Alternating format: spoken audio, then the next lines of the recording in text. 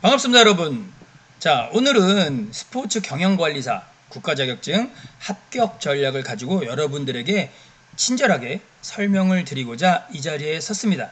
자, 오늘 내용의 핵심은요, 실기시험입니다.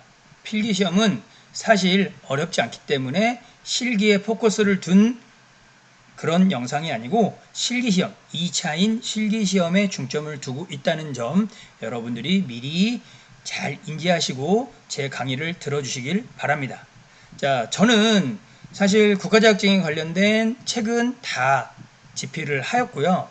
정말 많은 활동을 하고 있으니까 뭐 네이버나 유튜버나 뭐 여러 그 SNS 활동 사항들을 찾아보시면 저에 대해서 잘 아실 수 있을 거라고 생각을 합니다. 자, 그러면 오늘 본격적으로 설명드릴 스포츠 경영관리사 자격 정보를 간단히 한번 살펴보도록 하겠습니다. 스포츠 경영관리사는 산업인력공단에서 시행하는 시험을 합격한 그런 사람을 이야기합니다. 그래서 스포츠 경영관리사 자격 제도는 스포츠 경영관리 분야에서 올바른 직무 활동을 위해서 스포츠 경영관리 분야의 전문성을 가진 전문가를 양성하기 위해서 2005년에 신설된 국가 자격입니다. 자, 처음에 2005년도에는 응시 제한이 있었으나 2011년부터는 학력 규제 요건을 폐지하면서 지금 현재는 누구나 다 응시하실 수 있게 되었습니다. 자, 시험 취득 과정은 1년에 3회의 시험이 있고요. 처음 시험 접수를 산업인력공단 큐넷에 들어가셔서 하시고 1차인 필기시험에 합격하시고 2차인 실기시험에 합격을 하시면 자격증을 받을 수 있는 그런 과정입니다. 자, 합격 기준은 실기시험은 총 4과목으로 구성이 되어 있고 한 과목당 40%, 즉 40점의 꽈락 제도가 있고요. 이거는 거의 모든 국가 자격증이 다 똑같죠. 그리고 4과목의 평균치를 합산해서 총 60점이 넘으면 필기시험에 합격합니다. 자, 그리고 여러분들이 실기시험 하면 뭐 헬스, 뭐 수영, 뭐 이런 것들을 상상하실 수 있는데 그런 실기시험이 아니고 필기시험, 실기시험 모두 다 학습해서 이론적으로 보는 건데 실기시험은 객관식이 아닌 주관식입니다. 그래서 여기서는 실기시험이라고 합니다. 그래서 실기시험은 똑같이 60점 이상 득점을 하시면 합격을 할 수 있습니다. 자, 공공스포츠 시설, 프로스포츠 구단, 그리고 각종 지자체, 그리고 경기단체의 어떤 직원들, 그리고 일반 기업에서도 요즘 스포츠 경영, 마케팅 관련된 직원들 많이 채용하죠. 또한 교육기관 등의 취업에 활용할 수 있는 국가자격증입니다. 자, 스포츠 경영관리사의 출제 기준이 있습니다. 사실 오늘 강의할 제 내용의 핵심이 바로 이건데요. 일반인들은 잘 모르세요. 왜? 실제로 내가 뭐 대학에서 시험 문제를 내보거나 대학에서 강의를 해보거나 이런 사람들이 아니고서는 어렵죠. 스포츠 경영관리사도 출제 기준이 있습니다. 가이드라인이 있습니다. 자, 이거는 NCS, 즉 국가직무 능력 표준, 국가직무 표준이라고 우리는 쉽게 얘기하고 있는데요. NCS에 담겨져 있고요.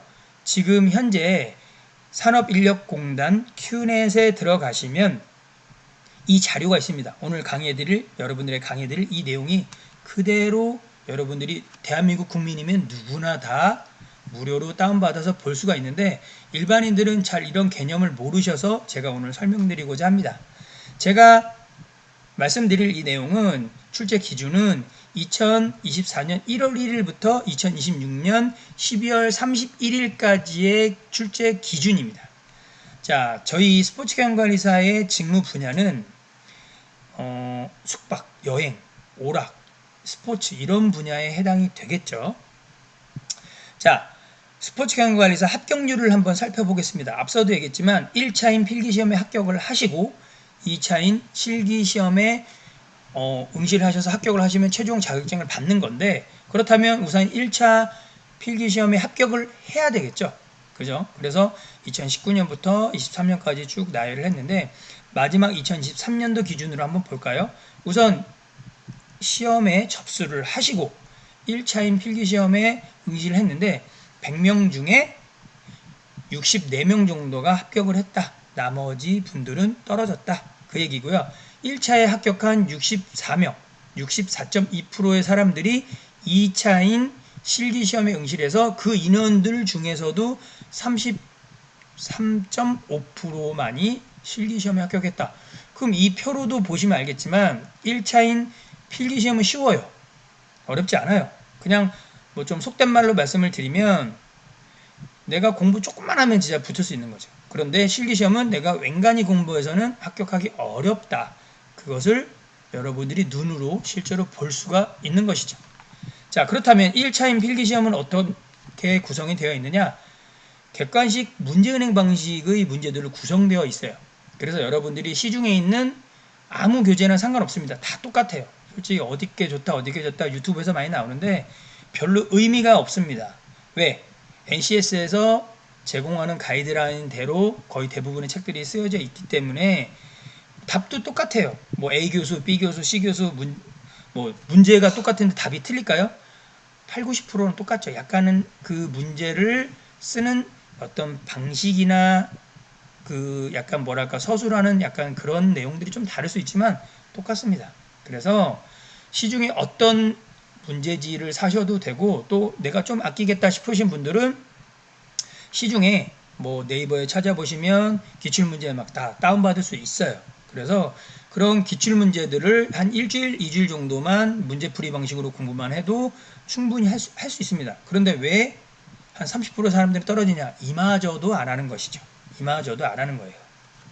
자, 필기 시험의 과목은 총 4과목으로 구성되어 있습니다. 스포츠 산업, 스포츠 경영, 스포츠 마케팅, 그리고 마지막 스포츠 시설입니다. 그래서 객관식 100문제로 각 과목별로 25문제씩 100문제로 구성이 되어 있고요. 시험 시간은 2시간 30분이 주어집니다. 앞서 얘기했지만 필기시험은 어렵지 않아요. 한 일주일 정도만 내가 바짝 하루에 한 3, 4시간 공부 쫙 하면 바로 가서 충분히 평균 60점은 누구나 다 맞을 수 있습니다. 자, 그렇다면 오늘 강의의 핵심, 바로 2차인 실기시험 내용인데요. 자, 우선 실기시험에 대한 내용을 설명드리기 앞서 스포츠 경영관리사의 수행 준거, 즉 ACS에서 제공하고 있는 과연 스포츠 경영관리사는 어떤 직무를 가지고 있고 어떤 능력이 필요한가를 한번 빠르게 알아보도록 하겠습니다. 첫 번째, 효율적인 그리고 경제적인 스포츠 용품 개발을 위해 개발 계획서를 작성한 후 개발 계획 수행, 인증 계획 수립, 품질 평가 기준서를 작성할 수 있는 사람이다. 자, 두 번째, 용품의 오작동 및 불량률을 감소시키기 위해 기능성 검증, 신뢰성, 안전성 등을 검증할 수 있다. 세 번째, 산업의 개발, 계획 등의 예비조사와 환경에 대해서 철저한 분석을 바탕으로 사업 필요성과 실행 가능성을 검토해서 사업 계획서를 작성하고 이를 통해서 개발 잠재력 및 산업 타당성을 평가할 수 있다. 자, 네 번째는 시설 이용자에게 최상의 편의를 제공하고 내부 공간 및 내부 시설물 사용의 효율성을 극대화하여 내부 공간을 디자인할 수 있다.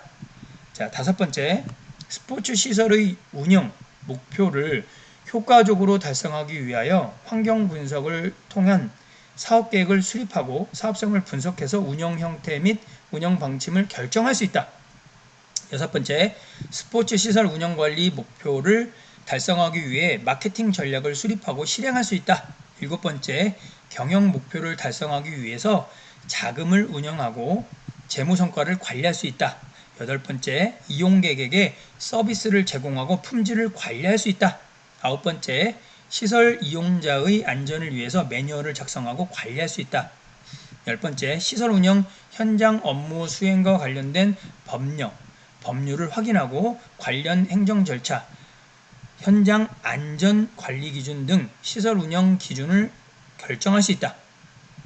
다음은 스포츠 이벤트를 개최해서 하는 당위성을 제시하고 목표에 부합하는 성공적 개최가 될 수 있도록 전략을 수립할 수 있다. 12번째, 재정 수익 확대를 목표로 해당 스포츠 이벤트의 유형, 무형적 자산 개발 관리를 위해서 마케팅 전략을 수립하고 실행할 수 있다. 13번째, 스포츠 중계권 판매를 위해 관련 수요 분석을 기반으로 계약 전, 중, 후 수반되는 일들을 관리할 수 있다. 효율적인 마케팅 활동을 위해 기획, 주체를 선정한 후에 시스템 설계, 실행 계획을 수립할 수 있다. 15번째, 정보의 효율적인 활용을 위해 정보의 신뢰성, 타당성 분석한 후에 세부 분석 기법 선정, 적용, 결과를 도출해낼 수 있다. 라이선스와 라이선스의 권리 성격, 소유 관계, 제약과 이해 성충을 파악할 수 있다. 그리고 마지막으로 계약 조건을 파악하고 협상을 통해 도출된 합의 내용을 문서화할 수 있다. 지금까지 말씀드린 이 내용이 바로 여러분들이 스포츠 경영관리사 자격증을 취득하시면 실제로 현장에서 수행하셔야 되는 업무의 내용을 설명드렸습니다. 자, 이 내용을 여러분들이 만약에 이해 못했다. 조금 이게 뭐지? 헷갈리면 이 부분만 한 두세 번 더 들어보시면 좋겠습니다. 그 이유는 뭐냐? 바로 이 준거 기준에 맞춰서 실제로 실기시험 문제들이 나오기 때문이죠.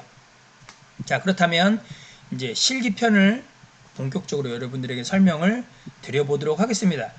자, 실기시험의 출제 기준은 크게 두 과목으로 볼 수 있습니다. 첫 번째는 스포츠 마케팅, 두 번째는 스포츠 시설 경영 실무입니다. 그래서 문제마다 문제가 단답형이면 점수가 낮을 것이고 서술형 긴 거면 점수가 좀 높겠죠. 그래서 15문제에서 24문제 정도 사이의 문제가 출제되고요. 100점 만점에서 60점 이상 득점을 하시면 합격이 됩니다. 시험 시간은 3시간이에요. 시간이 기네. 근데 문제지를 딱 받는 순간 머리가 하얘져요. 왜? 객관식이 아니고 주관식 서술형이기 때문에 그렇습니다. 자, 그래서 여러분들에게 준비를 했어요. 스포츠 마케팅, 그리고 스포츠 시설 경영 실무, 실기시험 기출 내용입니다. 자, 저도 대학에서 학생들을 가르치고 있는 교수로 활동을 하고 있지만 시험 문제를 낼 때 어떻게 내겠어요? 내가 내 맘대로 내는 게 아닙니다. 대학 교수라고 해서. 어떻게? 그 기준이 있어요. 가이드라인이 있습니다.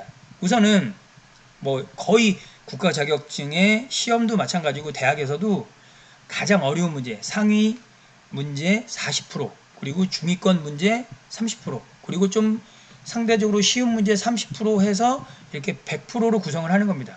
그러니까 내가 니네들 다 떨어뜨려야지 그런 게 아니에요. 어려운 문제 40%, 적당한 문제 30%, 좀 쉬운 문제 30% 이렇게 구성을 포트폴리오를 가지고 가는 겁니다.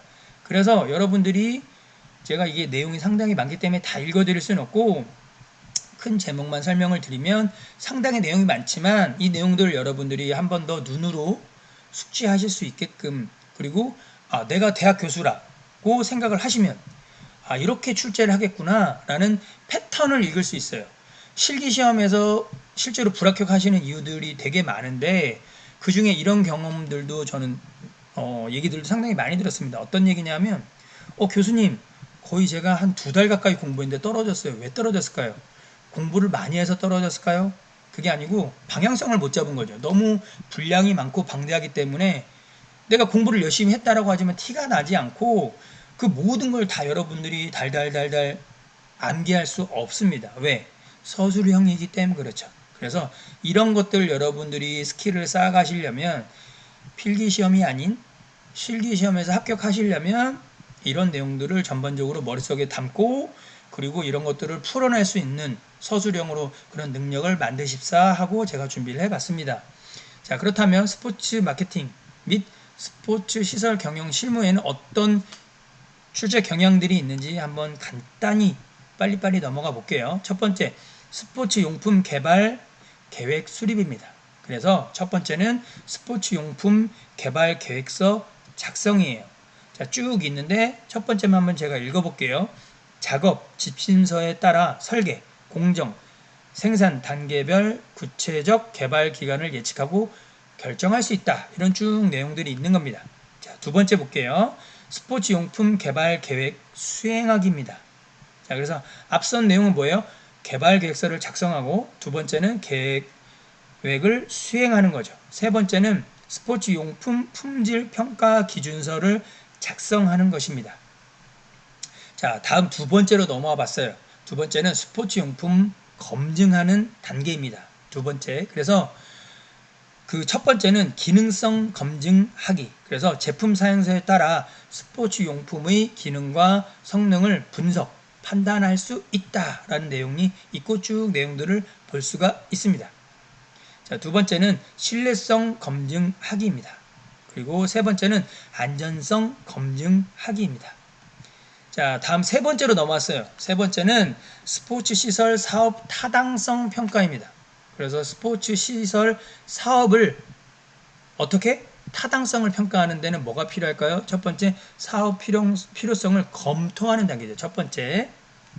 자, 두 번째는 실행 가능성을 검토하는 겁니다. 세 번째는 사업 계획서를 작성하고요. 자, 네 번째로 넘어왔어요. 스포츠 시설 내부 디자인입니다. 그래서 내부 디자인을 어떻게 하는가? 첫 번째, 시설물을 배치하기. 그래서 관련 법규 그리고 규격에 맞는 시설물을 구매를 해야 되겠죠. 그래서 그런 것들을 하기 위해서는 쭉 내용들을 NCS에서는 제시를 하고 있는 것입니다. 그냥 무턱대고 여러분들에게 시험 보게끔 하는 게 아니에요. 두 번째는 집기, 비품 배치하기입니다. 세 번째는 공간 관리예요. 자, 다섯 번째로 넘어와 봤습니다.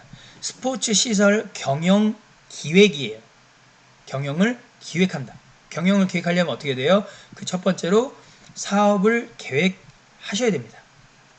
자, 두 번째는 사업성 분석하기예요. 그래서 사업성 분석은 시설 형태에 따른 초기 투자 비용을 산출할 수 있다. 뭐 이런 내용들이 쭉 있는 것이죠. 자, 세 번째는 운영 방식 수립하기입니다. 자, 여섯 번째로 넘어왔어요. 스포츠 시설 마케팅 관리입니다. 자, 마케팅 관리는 어떻게 하느냐? 시장 분석, 수요 예측하기입니다. 그래서 보통 경영 관리에서 그리고 마케팅 전략 짜는데 제일 많이 하는 게 뭐예요? 바로 수압 분석이죠. 수압 분석을 통해서 스포츠 시설 관련 내 외부 환경을 분석할 수 있다. 그런 내용들이 있고요. 두 번째는 마케팅 전략 수립하기입니다. 그래서 마케팅 전략 수립하기는 스포츠 시설 관련 마케팅 목표를 설정하는 것이죠. 자, 세 번째 넘어왔어요. 상품을 개발하기입니다. 자, 네 번째는 스포츠 시설을 홍보하는 것이에요. 다섯 번째는 스포츠 시설 관련 상품을 판매하기. 어떻게 하면 상품을 잘 판매할 수 있을까? 그런 내용들로 쭉 구성이 되어 있겠죠.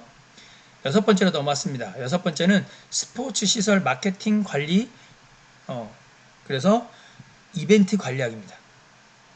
자, 다음으로 넘어왔어요. 스포츠 시설 재무 관리예요.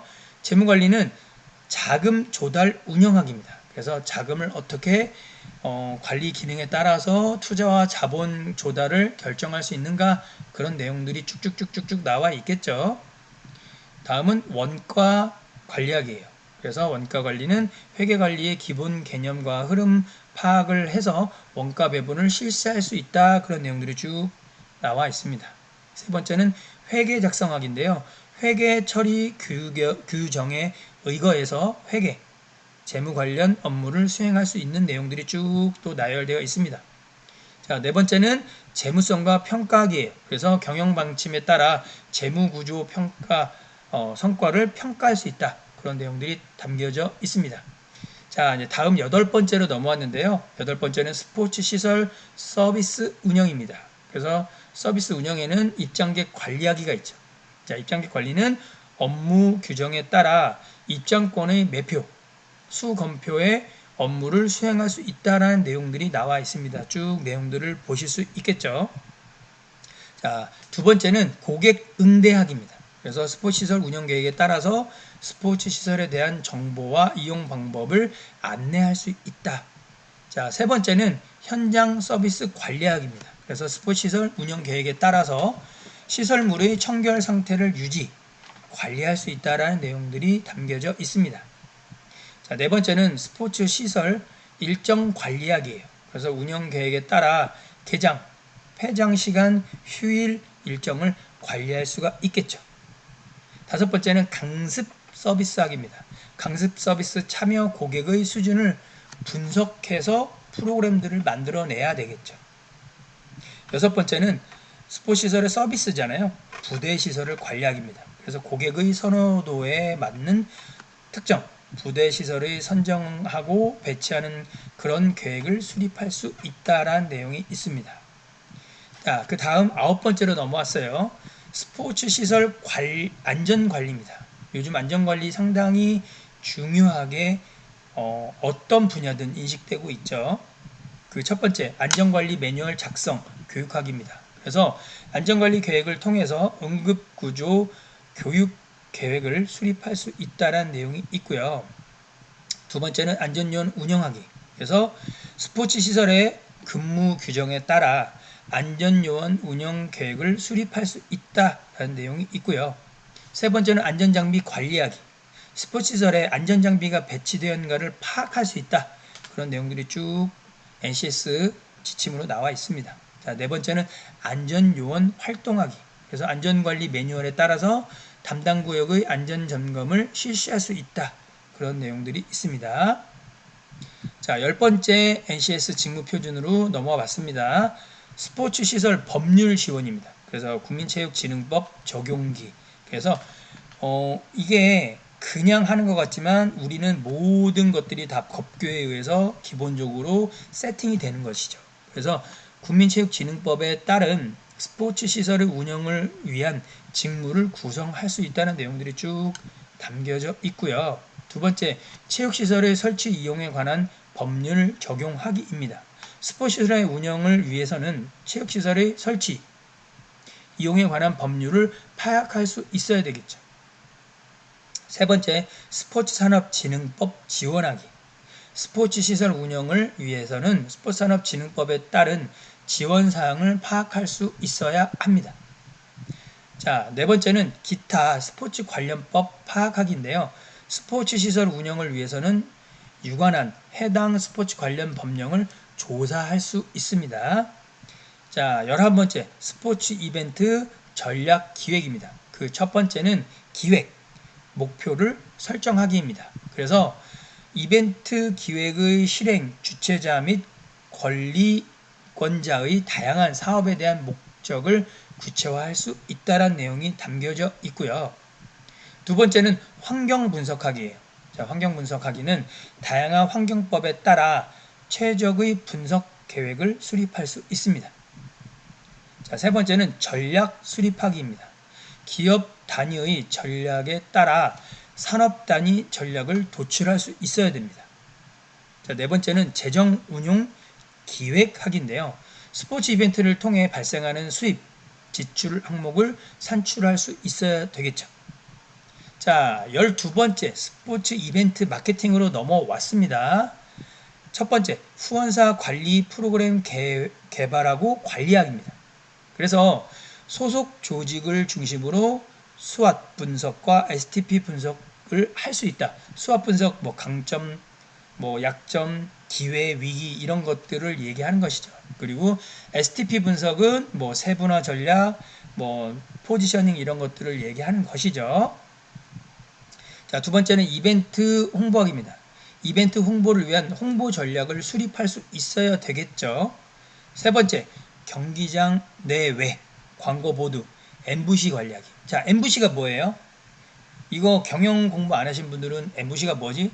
그러니까 이런 스포츠를 전공하셨거나 스포츠 경영을 전공한 사람들은 다 이게 일단 용어 자체가 익숙한데 광고 보도수, MVC 이런 거 헷갈릴 수 있습니다. MVC는 매복 마케팅을 이야기해요. 그래서 경기 유형, 경기 시 경기장 내 중계 카메라 위치에 따라 선수 동선을 파악할 수 있다.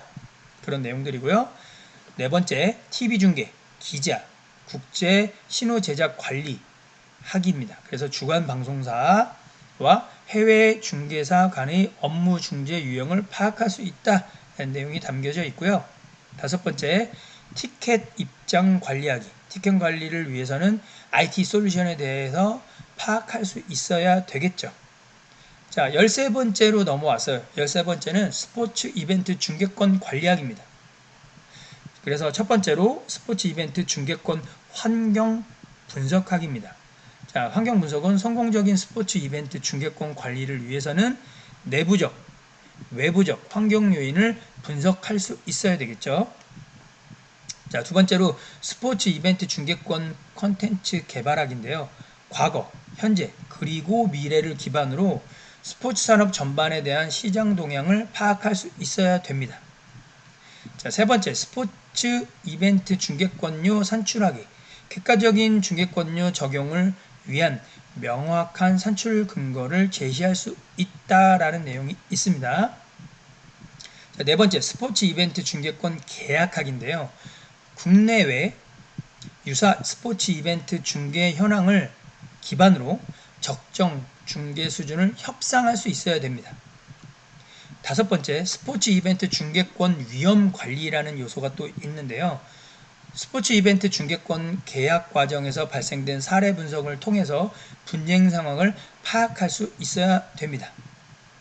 14번째로 넘어왔어요. 14번째는 스포츠 정보 체계 기획입니다. 그래서 그 첫 번째로 기획, 주체, 선정학입니다. 스포츠 마케팅의 최근 국내외 시장 상황과 트렌드를 파악해서 새로운 시도나 개선을 위한 아이디어를 제시할 수 있어야 돼요. 그러니까 스포츠 경영 관리자로서 단순하게 관리만 하는 것이 아니고 리더로서 아이디어를 제시할 수 있어야 되겠죠. 두 번째는 시스템 설계입니다.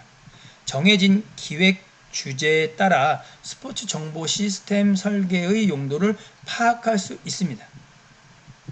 자, 세 번째는 실행 계획 수립학인데요. 기획 주체와 설계된 시스템별로 정보 관리의 주체를 결정할 수 있습니다. 자, 다섯 번째로 넘어왔어요. 스포츠 정보를 이제 분석하는 단계인데요. 정보의 신뢰성, 타당성 등을 분석할 수 있어야 됩니다. 자, 그래서 실제로 시험에 이런 것들도 많이 나와요. 어떻게 스포츠 정보를 분석하고 신뢰성을 분석할 수 있는지를 서술하셔. 이런 식으로 막 나오니까 어렵겠죠. 갑자기 멍해집니다. 작업 매뉴얼에 따라 샘플링으로 수집된 정보의 신뢰성을 분석할 수 있다라는 NCS 기준들이 쭉 또 나열되어 있고요. 두 번째는 세부 분석 기법을 선정해서 적용하기. 그래서 작업 매뉴얼에 따라 수집 정보와 분석 기법의 관련 의미를 도출할 수 있다는 내용이 있습니다. 자, 세 번째, 스포츠 정보 분석 결과를 도출하기. 그래서 작업 매뉴얼에 따라 신뢰성, 타당성 관련 분석 결과를 통계치로 도출할 수 있다. 자, 16번째 NCS 기준으로 넘어왔습니다. 스포츠 라이센싱 권리 관계 파악인데요. 대상의 권리 성격을 파악하기. 그래서 이용하려는 대상의 범위와 용도를 파악할 수 있어야 됩니다. 두 번째, 이용 권리의 귀속 관계를 파악할 수 있어야 돼요. 그래서 이용 대상 권리가 누구에게 속한 것인지를 또 파악할 수 있어야 되겠죠. 세 번째는 권리 이용 시 제약과 이해상충을 파악할 수 있어야 됩니다. 그래서 이용 대상 권리의 이용 범위를 파악할 수 있습니다.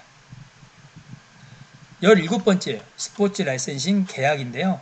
계약 조건에 대한 자사의 입장을 파악하기입니다. 주요 조건에 대한 범주를 설정할 수 있다라는 내용이 첫 번째로 나와 있네요. 두 번째로 제시 조건에 대한 수용 가능성을 파악하는 것입니다. 그래서 상대방이 제시한 조건의 내용을 구체적으로 파악할 수 있습니다. 세 번째, 협상 대안 마련하기. 제시 조건을 기초로 해서 협상 전략을 수립할 수 있습니다. 자, 네 번째, 계약서 작성하기. 세부 사항 검토하기. 그래서 합의된 조건을 기초로 계약서 초안을 작성할 수 있어야 되겠죠. 자, 그리고 계약 체결 준비. 계약 체결에 필요한 방식을 파악할 수 있어야 됩니다. 자, 그래서 지금까지 쭉 NCS 내용들을 제가 간단하게 중요한 내용만 카테고리로 설명을 드렸는데요. 실기시험에 대한 마지막 조언을 드리겠습니다. 앞선 필기시험은 여러분들에게 말씀드렸듯이 문제은행 방식으로 나오기 때문에 여러분들이 일주일 길어야 2주일 정도만 필기시험 공부하시면 합격할 수 있는데, 실기시험은 한 달 공부해도 떨어진다, 2달 공부해도 떨어진다 이런 분들 너무 많기 때문에 꼭 100점의 포커스를 맞지 않으셨으면 좋겠습니다. 예를 들어서 계산해내는 문제들, 이런 문제들은 빼버리세요. 과감하게. 내가 특히 자신이 없다. 계산하는 문제. 저도 자신이 없어요. 그래서 그런 문제는 과감하게 빼시고 가장 기초적인 것들, 그리고 가장 기출이 많이 된, 왜 기출이 많이 됐겠어요? 중요하니까, 꼭 필요하니까. 예를 들어서 스포츠 마케팅 하면 뭐가 떠올라요? 수학 분석이라든지 STP 전략, 이런 것들은 기본적으로 거의 매년 자주 나오는 단골 손님입니다. 그런 기출 빈도가 높은 그런 실기시험 문제들을 가지고 하셔야 됩니다. 그래서 끝으로 실기시험의 마지막 조언을 해드리고 마무리하도록 하겠습니다. 마지막 조언 첫 번째, 모르는 문제도 무조건 써라. 자, 이게 뭐냐? 자, 한 문제당 5점씩 서술형 20문제가 나왔어요. 그러면 총 100점이죠. 자, 예를 한번 들어볼게요. 스포츠 마케팅 수학 분석을 설명하고 2024 파리올림픽 수학 분석을 해보시오. 이렇게 나올 수 있는 거예요. 그러면 자, 우선 스포츠 마케팅 수학 분석에 대해서 간단하게 서술해야 되겠죠. 그리고 이번 2024년 파리올림픽은 어디예요? 프랑스 파리는 예술의 도시, 그리고 100년 만에 두 번째로 개최하는 올림픽, 이런 상징적인 것들 때문에 어떤 것들, 수학 분석 이런 것들을 쭉 서술해야 되는데 잘 모르겠다. 그럼 어떻게 돼요? 그냥 아무 말 대잔치를 하셔요. 왜? 스포츠 경영관리사 실기시험은 문제은행 방식의 객관식 문제가 아니고 바로 사람이 채점합니다. 저 같은 교수들이, 지필진들이 시험을 검수하고 채점합니다. 그렇기 때문에 부분 점수를 줘요. 문제를 그냥 내가 이 문제 모르겠는데 하고 백지로 내면 빵점입니다. 하지만 5점짜리에 그냥 아무 말 대잔치라도 뭐라도 길게 이거 관련된 내용을 비스무리하게 써내면 부분 점수로 1점이나 2점을 받을 수가 있는 거예요. 그래서 모르는 문제도 무조건 써야 됩니다. 자, 두 번째, 각 문제의 핵심 단어를 넣으셔야 돼요. 그러니까 아까 말씀드렸듯이 스포츠나 스포츠 경영에 관련된 강의를 들어본 적도 없고 공부해본 적도 없는 분들은 조금 힘드시겠지만 그래도 시중에 있는 스포츠 경영과 관련된 책들을 한번 그냥 소설책 읽듯이, 사실 재미는 없겠지만 한 번에서 두 번 정도 속독을 해보는 것도 되게 좋다고 생각해요. 이 자격증이 꼭 필요하시다라고 하면 비전공자들은. 그래서 기본적인 핵심 단어들이 있습니다. 각 단원별로, 각 과목별로 있어요. 그 단어들을 넣기만 해도 부분 점수를 받을 수가 있습니다. 자, 세 번째 마지막 조언인데요. 서술형은 글쓰기에 좀 신경 쓰셔야 돼요. 아무 말 대잔치를 하시더라도 앞뒤가 좀 맞는 말을 쓰셔야 돼요. 제가 대학에서 스포츠 마케팅, 스포츠 산업론, 스포츠 이벤트론 이런 거 강의하고 이제 저도 중간고사는 학생들에게 객관식으로 내요.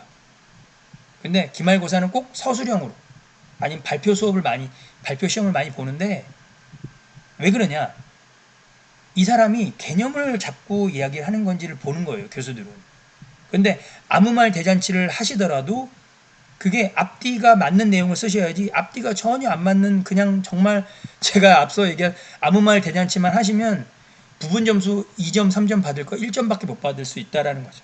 그러니까 조금 서술형은 글쓰기에 조금 집중을 하셔야 돼요. 앞뒤가 맞는. 자, 그리고 네 번째, 긍정적인 화법을 사용하셔야 됩니다. 무슨 말이냐 이게.